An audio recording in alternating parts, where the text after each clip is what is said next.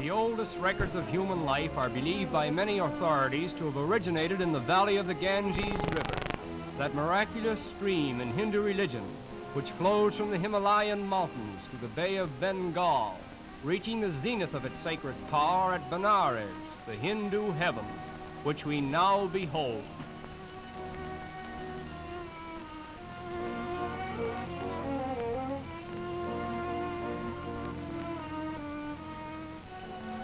Perhaps in the whole world there is no stranger manifestation of human faith in the supernatural than that which is witnessed here on the banks of the sacred Ganges. If we could see beyond these ancient leaning towers, far into the mystic depths of India, we would behold countless Hindu pilgrims, Maharajas, holy men, beggars, thieves, the living, the dying, and the dead, riding, walking, or being carried to this Hindu heaven, where a sight of the holy spires of Benares and a prayer in the waters of the miraculous Ganges are all that are said to be necessary to the believing Hindu for the absolution of his sins. The first definite historical event known about Benares is that the Ancient Aryans, from whom the white race is believed to have descended, worshipped here about 1400 years before Christ.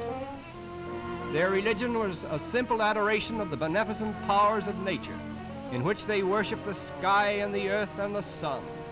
They had no idols, and the nature they so worshipped provided their only temples. Out of this simple religion of the Aryans has come the present-day sun worship, which is practiced by the Hindus at Benares.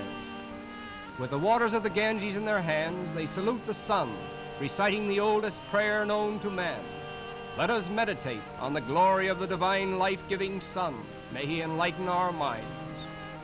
It is said that 75 million worthless cattle, made and kept worthless by the Hindu religious code, roam the land, devouring annually millions of dollars worth of food, for which they produce nothing.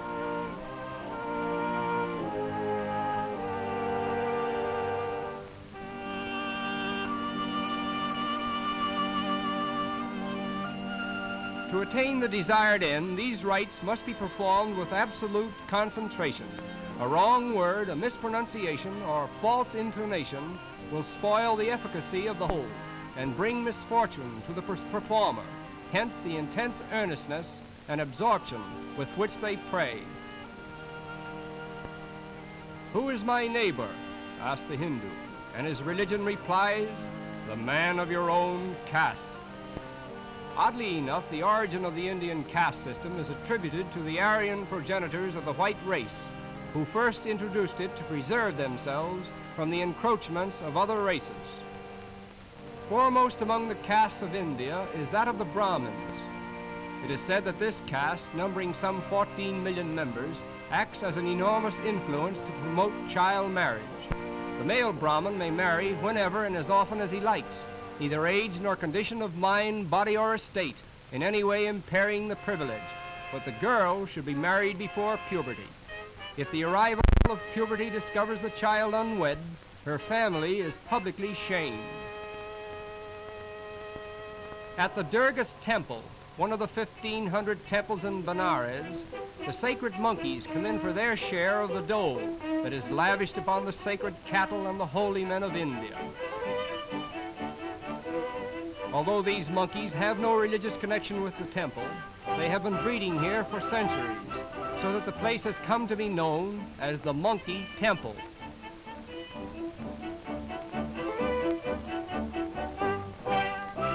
Unfortunately for India, many of its holy men are notoriously unholy. They always beg and they sometimes steal. It is said that a vast army of these holy men, estimated at 1/4 of the Hindu population, subsist in idleness on the remainder of the Hindu people, chiefly because it is religiously meritorious to live by begging. And now we come upon one of the world's most interesting scenes, the famous burning ghats of the Ganges, the very portals of Hindu heaven, for each day is a resurrection day for those believing souls who are fortunate enough to be blessed by these ceremonies of cremation. The body is carried to the water's edge by the relatives of the deceased. Happy is the Hindu who dies within the sight of the Ganges, for he is transported at once, in his belief, by way of fire to Hindu heaven.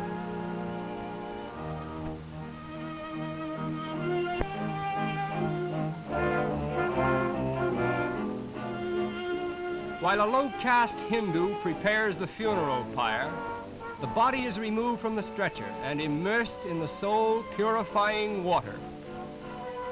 According to his doctrine of transmigration, the Hindu believes that he has lived before, and at death his soul passes into another body, the nature of which depends upon the manner of his present life.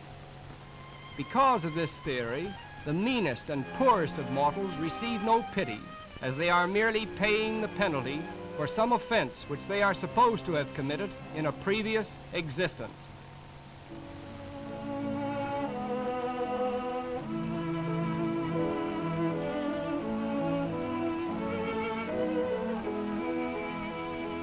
Life is common and death is common in India, for when one believes that he has many lives to live and many lives to die, one life and one death do not count for much. Cremation, the sacred rite of all Hindus, is a custom which goes back through the centuries to the earliest records of the Aryan race.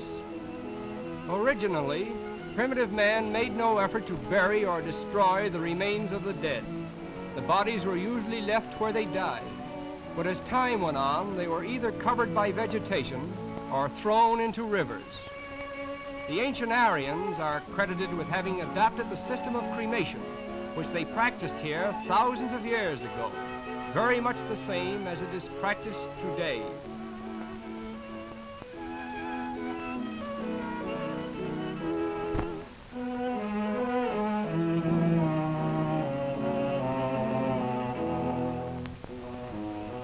It was upon these funeral pyres that wives of deceased husbands once threw themselves to be burned alive in the abominable practice of Satyaism, which, thanks to the praiseworthy intercession of Great Britain, is no longer practiced in India.